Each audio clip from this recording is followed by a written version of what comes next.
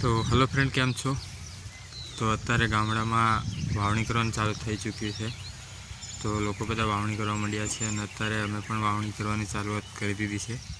તો આગળ તમને વિડીયોમાં જોવા મળશે. તો બ્લોગની શરૂઆત આજથી કરીએ ફ્રેન્ડ. તે આજથી ગામડામાં જે બધે છે ત્યાં વાવણી ચાલુ કરી ચૂક્યા છે. તો અમે પણ ચાલુ કરી દીધી છે. તો મારા બ્લોગમાં તમે બન્યા રહેજો. તમને બતાવીશ કે ગામડામાં કઈ રીતે વાવણી કરતા હોય છે અને કઈ રીતે વાવણી કરવાની હોય છે.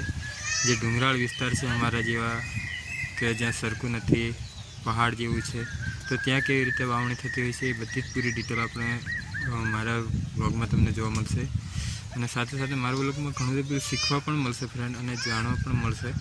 તો જે બ્લોગ છે એને સબસ્ક્રાઈબર કરી દેજો મારી ચેનલને, અને તમારા માટે આવા વિડીયો જોવા મળશે.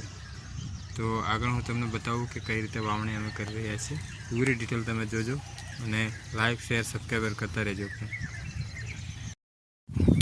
તો હાલો ફ્રેન્ડ, કેમ છો? તો વાવણી શરૂઆત થઈ ચૂકી છે. તમે જોઈ રહ્યા છો અત્યારે મારું ગામ.